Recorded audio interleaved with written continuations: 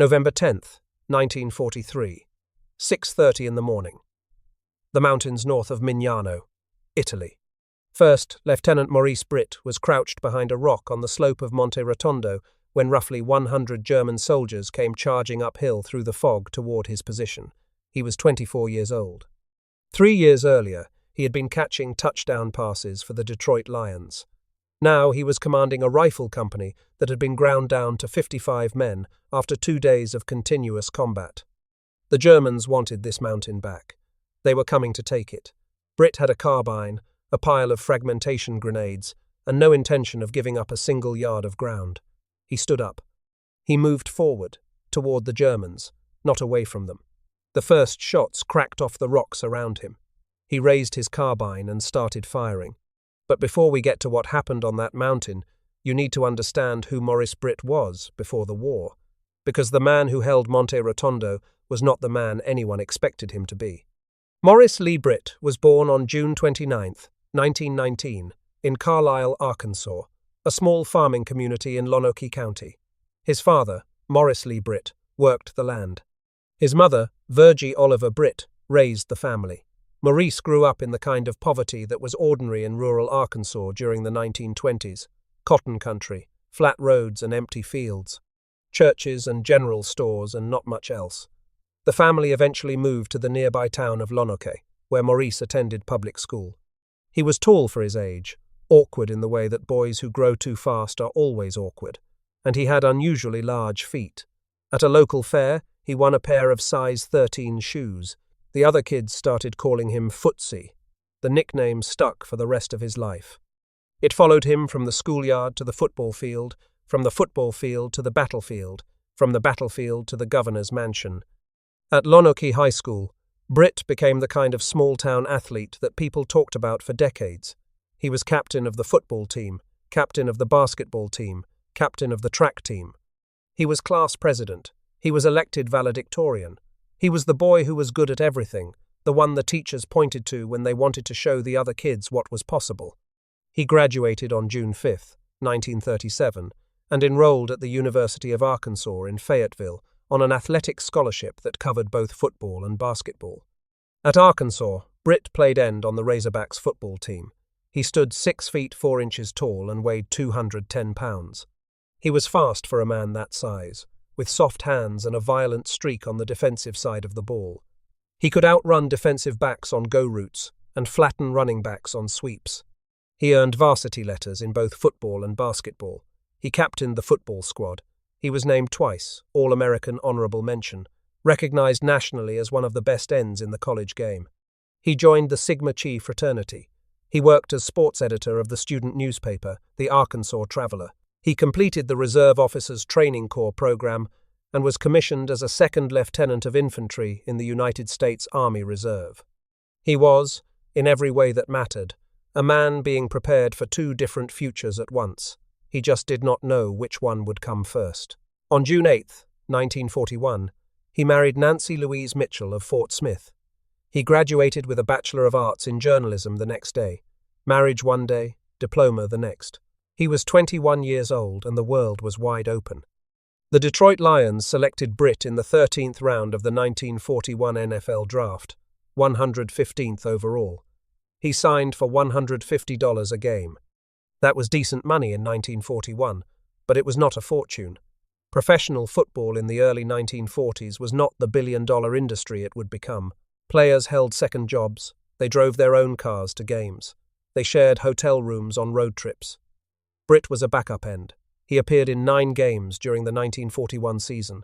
He practiced every day, played when the coaches called his number, and waited for his chance. His one and only NFL reception came on November 16, 1941, when he caught a 45-yard touchdown pass from wingback Dick Booth in the 4th quarter against the Philadelphia Eagles at Briggs Stadium in Detroit. The catch gave Detroit a 21-17 victory. The crowd roared. Britt jogged back to the sideline. For a moment, he was a professional athlete who had just made the biggest play of his career. He had no idea that this was the last meaningful catch he would ever make, that the hands that caught that football would, within 2 years, be throwing grenades at German soldiers on a mountain in Italy. His teammates that season included Byron White, who would later become a justice of the United States Supreme Court, and Steve Belichick, a rookie fullback who had joined the Lions as equipment manager before head coach Bill Edwards put him on the active roster. Belichick's son Bill, not yet born, would later coach the New England Patriots to 6 Super Bowl titles. The Lions finished 4 wins, 6 losses, and 1 tie. It was a forgettable season for a forgettable team. But the men on that roster would scatter to every corner of the war. Some would fight in Europe. Some would fight in the Pacific. Some would not come back. The Lions' season ended on November 30th, 1941, with a 21-3 home victory over the Chicago Cardinals. Britt packed his car and drove home to Arkansas that night. His call-up to active duty had already been ordered as part of the pre-war mobilization build-up, with a partial deferment so he could finish the football season. 1 week after his last game, on December 7th, the Japanese bombed Pearl Harbor. America was at war. Football was over. Everything was over. Everything except what came next. Britt reported for active duty at Camp Joseph T. Robinson in North Little Rock in early December 1941, under orders issued before Pearl Harbor. He was assigned to Company L, 3rd Battalion, 30th Infantry Regiment, 3rd Infantry Division. The 3rd Division was known as the Marne Division. It had earned the nickname Rock of the Marne after holding the line against a German advance at the Second Battle of the Marne in France during World War I. The 30th Infantry Regiment, Britt's own unit, had been one of the regiments on that line 25 years earlier.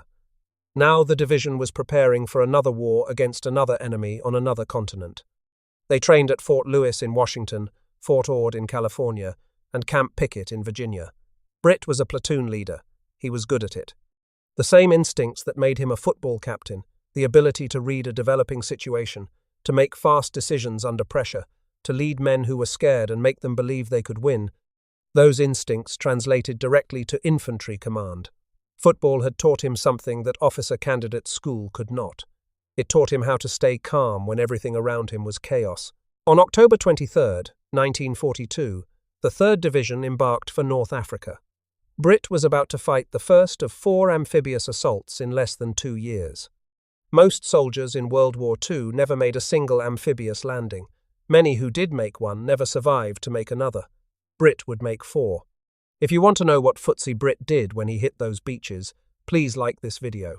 Every like pushes this story to someone who has never heard the name Maurice Britt, and this man deserves to be heard.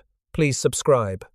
On November 8, 1942, Britt landed near Casablanca in French Morocco as part of Operation Torch.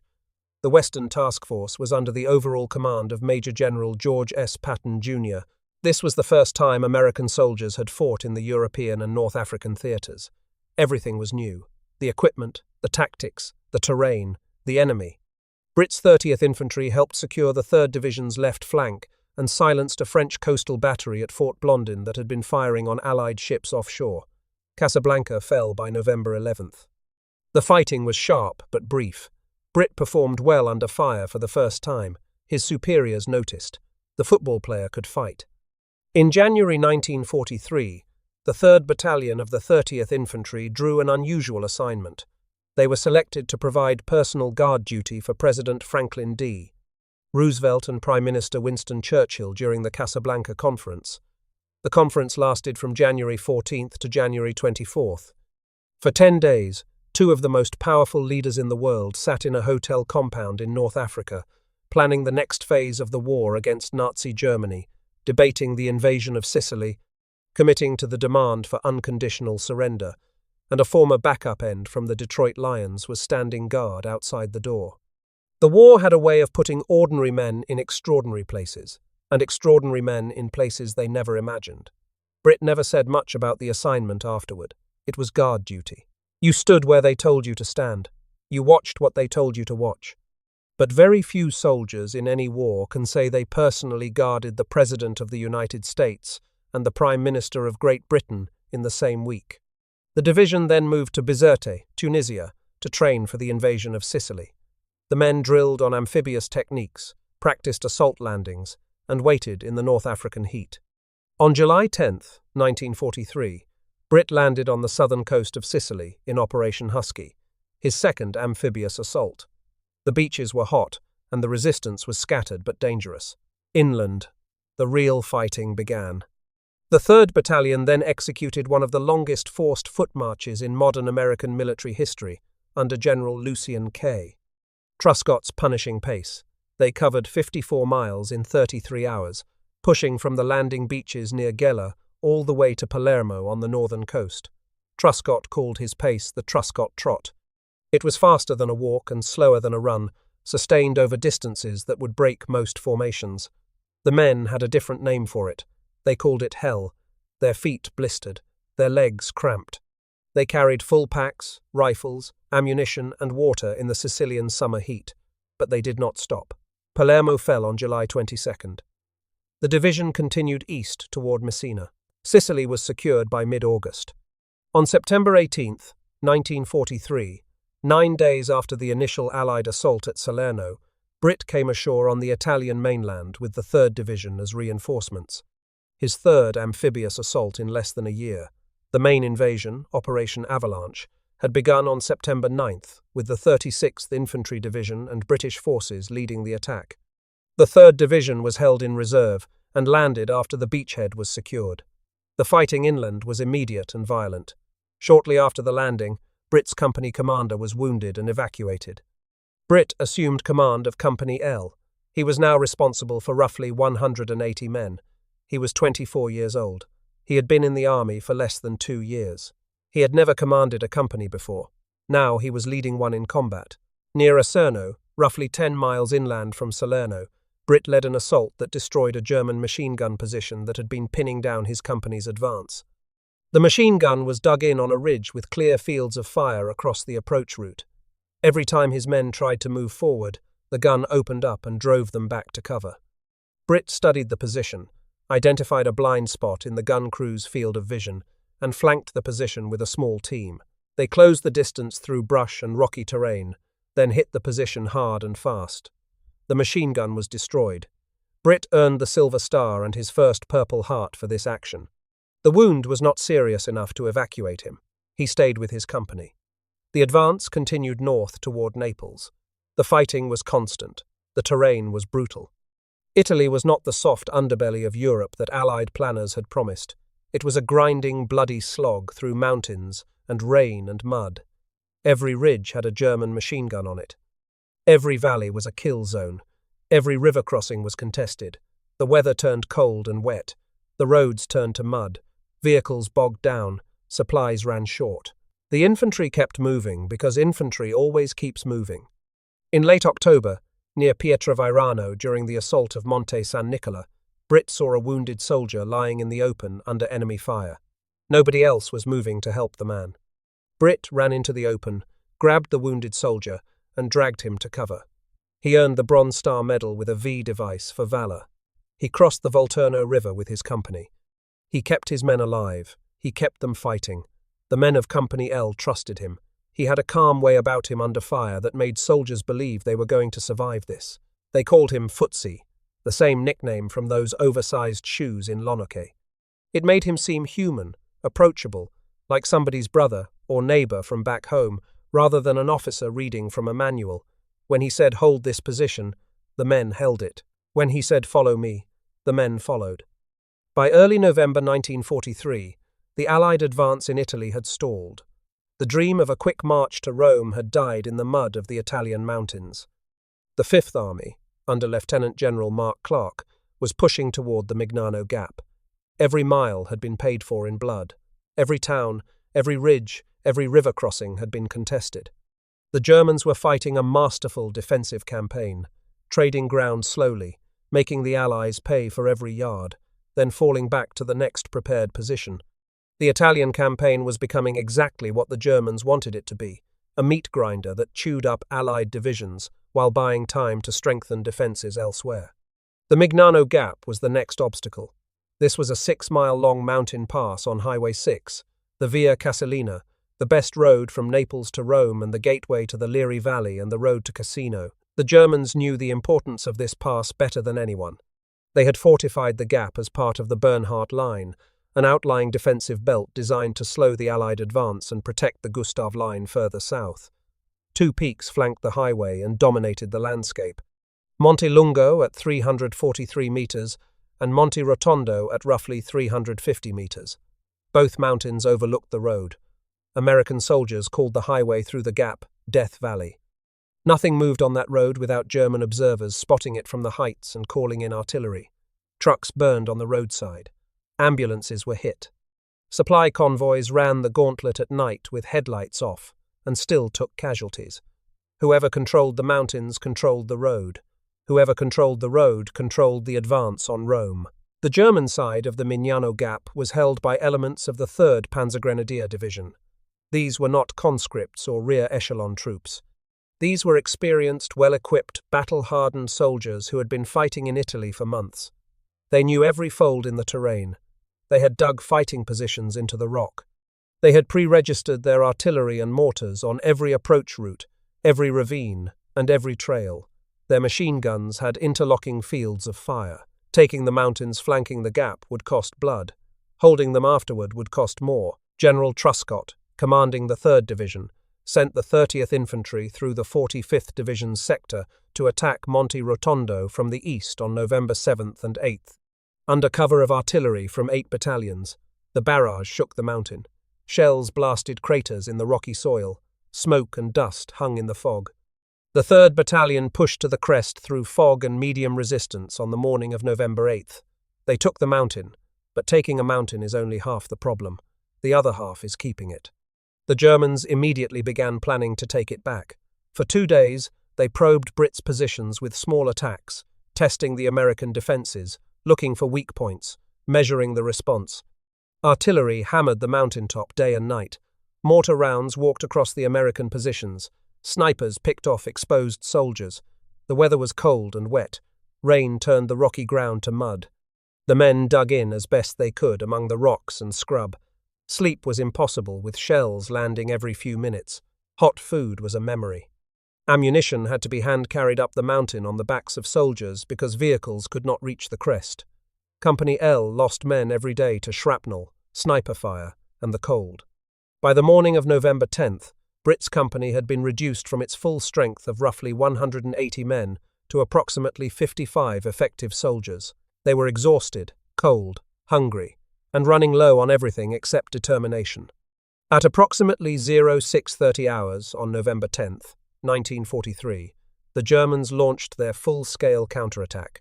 Roughly 100 soldiers from the 3rd Panzergrenadier Division advanced up the slope of Monte Rotondo in a coordinated assault. They came with machine guns, rifles, grenades, and mortars.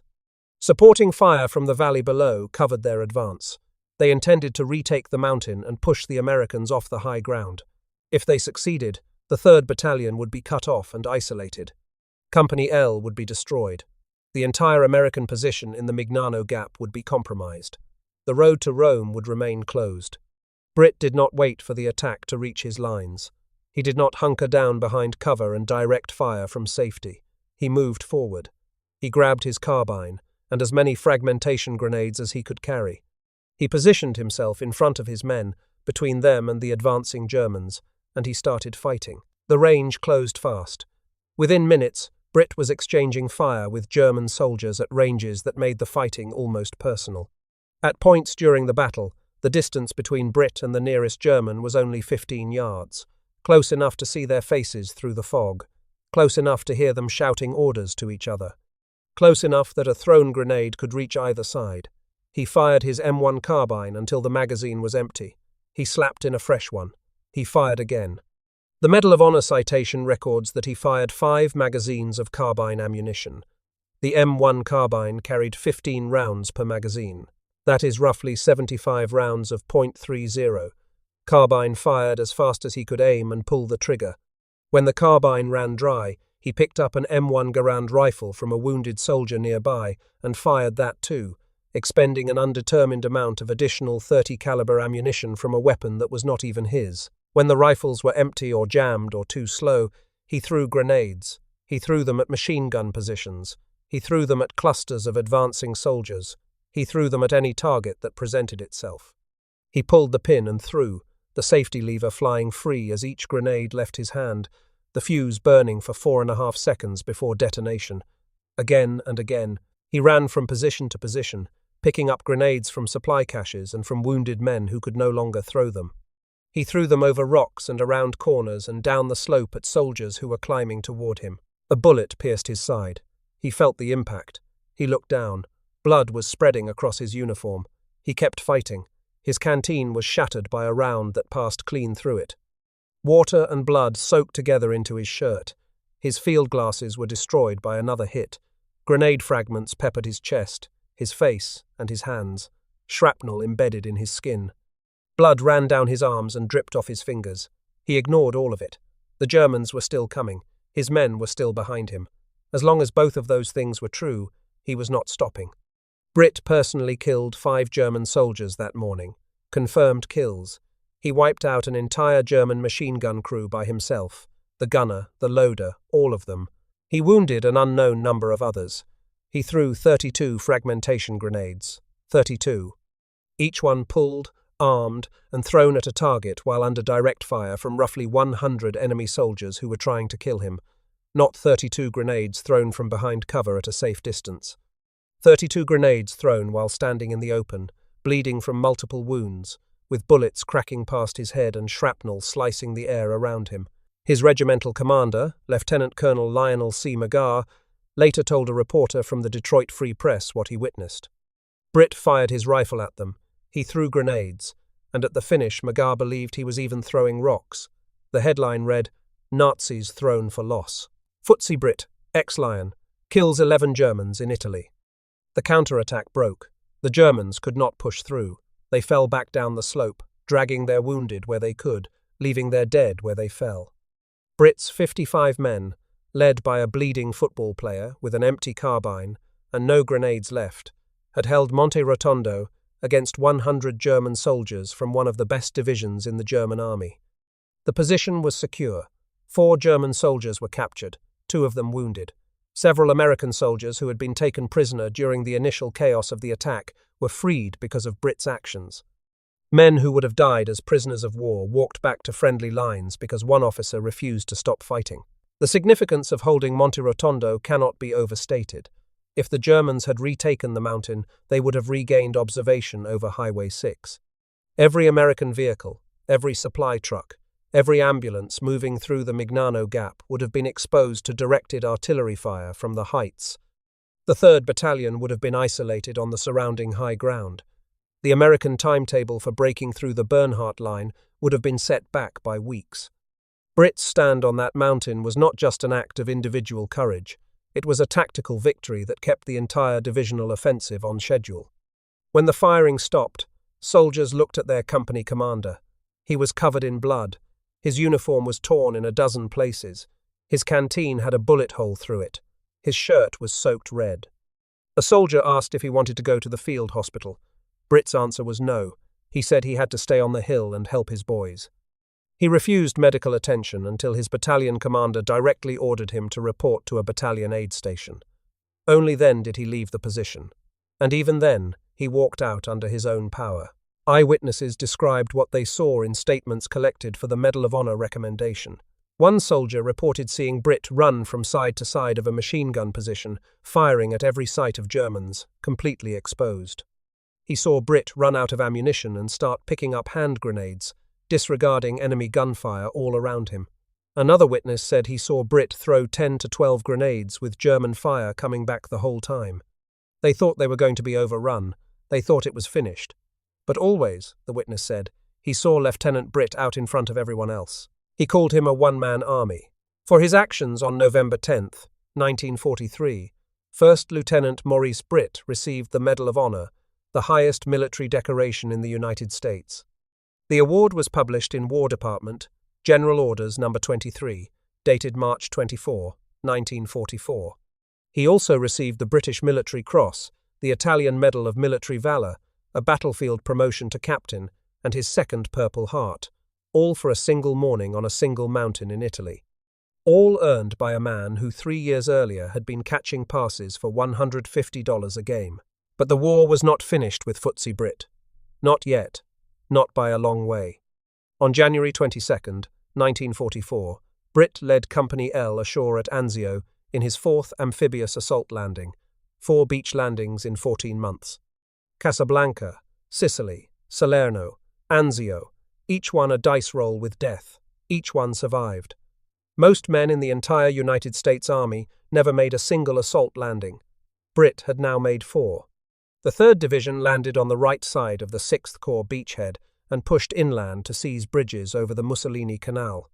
The next morning, January 23rd, Britt's men were advancing across the Pontine marshes when they ran into concealed German machine gun positions that were pinning down the advance. The guns were hidden, camouflaged.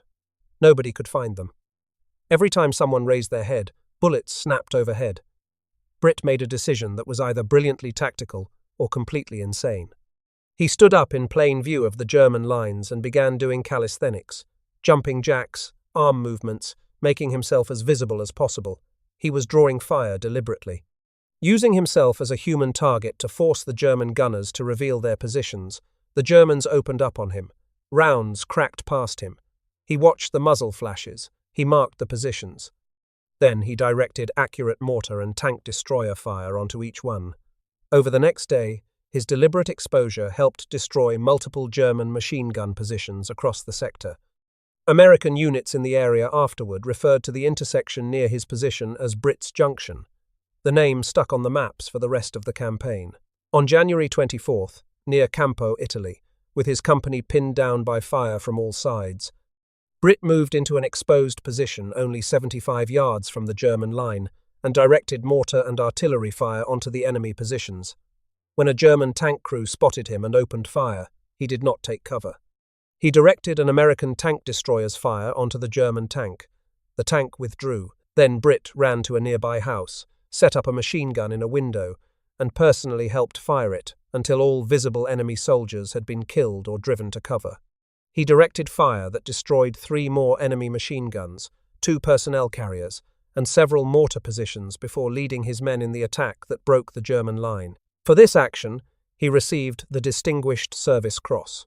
With the Medal of Honor, the Distinguished Service Cross, the Silver Star, and the Bronze Star with V device, Captain Maurice Britt became the first American soldier of World War II to earn all 4 of the United States Army's top valor decorations for an infantryman in a single conflict. Nobody had ever done it before. He held this distinction alone for only a few months until another 3rd Division soldier, a young Texan named Audie Murphy from the 15th Infantry Regiment, matched it in early 1945. 2 men from the same division, 2 of the most decorated soldiers in American history, both Marne Division men. Then, on February 12, 1944, Britt's war ended in the space of a heartbeat. The Anzio beachhead had become a siege. The initial landings had gone smoothly, but the Allied forces had failed to push inland fast enough. The Germans had sealed the beachhead with a ring of steel. Artillery pounded the perimeter day and night. Counterattacks probed the American and British lines. The soldiers on the beachhead called it the largest self-sustaining prisoner of war camp in the world. Everybody was trapped. Everybody was a target. There was no safe place. Hospitals were shelled. Supply dumps were bombed. Even the beaches where the landing craft came in were under constant fire. Britt was using a stone farmhouse as an observation post. The farmhouse was one of the few solid structures still standing on the American sector of the beachhead. It gave him elevation and protection. He was watching the German lines through a window, reporting enemy positions, calling in fire on targets of opportunity. It was the kind of work that kept men alive, the kind of work that required calm judgment and steady nerves. Britt had both. A German tank spotted the building. The tank crew knew that any occupied structure on the beachhead was likely an observation post. They traversed their main gun. They fired. The round penetrated 3 walls of the farmhouse before detonating inside the room where Britt was standing. The blast severed his right arm below the elbow. It fractured his leg. It perforated his back in 47 places with fragments. 15 men had been in the room when the shell hit. 5 were killed instantly. 7, including Britt, were seriously wounded. When the medics reached Britt in the rubble, he reportedly looked at the wreckage around him and said he was lucky. If he had been standing a little further over, the shell would have killed him. He was stabilized at a field hospital at Anzio. While he was recovering, German artillery struck the hospital area and he was thrown to the ground a second time. Even the hospitals were not safe at Anzio. Nothing was safe at Anzio. He was evacuated by landing craft across the Tyrrhenian Sea to a hospital in Naples, and then by hospital ship across the Atlantic to the United States. The journey took weeks. He lay in a bunk on a hospital ship, surrounded by other wounded men, watching the ocean pass through a porthole. The war was behind him. Everything that came next would be different. From the East Coast, Britt was transferred by train to Lawson General Hospital in Atlanta, Georgia, for extended rehabilitation. It was there that he was officially informed he would receive the Medal of Honor. On June 5, 1944, one day before the Normandy invasion began, Maurice Britt stood on the football field at the University of Arkansas in Fayetteville. The same field where he had once run routes and caught passes and dreamed of the NFL, Major General Harry J. Collins, commander of the 42nd Rainbow Division, presented him with the Medal of Honor. The former Razorbacks captain stood at attention, his right sleeve pinned flat where his arm used to be, his uniform decorated with more valor awards than almost any man in the entire army. The crowd was silent. Then they were not. Britt participated in a national war bond tour after the ceremony. He was honorably discharged on December 27, 1944. His combat career spanned 22 months, 4 amphibious assaults, and some of the bloodiest fighting in the Mediterranean theater. His full list of decorations included the Medal of Honor, the Distinguished Service Cross, the Silver Star, and the Bronze Star with V device, 4 Purple Hearts, the British Military Cross, and the Italian Medal of Military Valor. He was 25 years old. Most men who survive what Britt survived disappear into quiet lives. They take jobs that do not require them to think about the war. They raise families. They sit on porches and watch the years pass. They carry the war inside them, but they do not let it show. Some drink, some have nightmares, some stare at walls. Britt did not disappear. He did not surrender to his wounds. He adapted. He briefly attended the University of Arkansas School of Law before settling in Fort Smith with his wife Nancy. He joined her family's furniture manufacturing business and built it into a successful operation. They had 3 children, Andrea, Maurice Jr., and Nancy Leah. He learned to do everything with one hand. He tied his shoes with one hand. He drove a car with one hand. He shook hands with his left hand because his right hand was gone, along with most of the forearm that had once helped him catch footballs. People who met him for the first time noticed the missing arm. People who knew him stopped noticing. He did not let it define him. He did not let it slow him down. On September 18, 1948, Britt delivered the dedication speech at War Memorial Stadium in Little Rock. 4 years after losing his arm at Anzio, he stood before a crowd of thousands with his one remaining arm and spoke words that cut through the patriotic ceremony like a blade. He said that wars can be prevented just as easily as they are provoked. He said that those who fail to prevent them share in the guilt for the dead. The stadium was dedicated to the memory of Arkansas's sons and daughters who gave their lives in service. The words were recorded by a reporter from the Arkansas Gazette named Inez McDuff. Those were not the words of a man who glorified combat. Those were not the words of a man who wanted to be called a hero. Those were the words of a man who had seen the true cost of war, who had felt it in his body, who had lost part of himself to it, and who believed with everything he had that the best way to honor the dead was to make sure fewer people had to join them. In 1963, Britt moved to Little Rock and started an aluminum products manufacturing business. He built it from nothing, a one-armed combat veteran starting a company in a state that was still largely agricultural. He succeeded because he worked harder than anyone around him, and because failure was not something he considered an option. He had survived 4 amphibious assaults, a bullet through the side, 32 grenades worth of close-quarters combat, and a tank shell that took his arm. A business challenge was not going to stop him. In 1966, Britt switched from the Democratic to the Republican Party and ran for Lieutenant Governor of Arkansas on the ticket with gubernatorial candidate Winthrop Rockefeller. Arkansas was solid Democratic territory. It had been since Reconstruction. Nobody gave the Republicans a serious chance. But Rockefeller had money and name recognition, and Britt had a Medal of Honor and the respect of veterans across the state. They won. Britt defeated Judge James H. Pilkington of Hope. Britt and Rockefeller became the first Republicans to hold the state's top 2 offices since Reconstruction. It was a political earthquake in Arkansas. Britt served 2 terms as the 11th Lieutenant Governor of Arkansas, from 1967 to 1971. He was re-elected in 1968, defeating State Representative Bill Wells of Hermitage. He governed the state with one arm. The other one was still somewhere in Italy, lost to a German tank shell on a February morning at Anzio. He declined to seek a third term in 1970, and instead served as campaign manager for Rockefeller's unsuccessful third-term gubernatorial run. In 1971, President Richard Nixon appointed Britt as District Director of the Small Business Administration for Arkansas. He held the post for 14 years, serving 3 different presidents.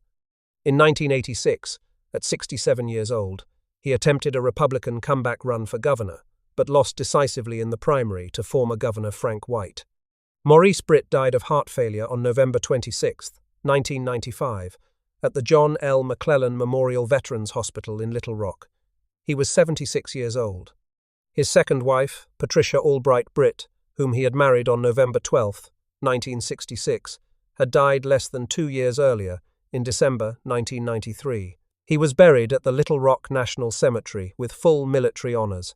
The man who had caught a touchdown pass against the Eagles, who had stormed 4 beaches, who had thrown 32 grenades on a mountain in Italy, who had lost his arm to a tank shell at Anzio, who had governed a state and started businesses and raised children and dedicated a stadium to peace, was lowered into the ground in Arkansas, the same state where he had been born 76 years before.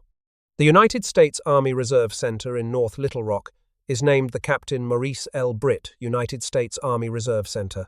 A Medal of Honor site marker stands on the slope of Monte Rotondo in Italy, placed there by the 3rd Infantry Division Association, marking the exact ground where a former football player threw 32 grenades and refused to leave his men.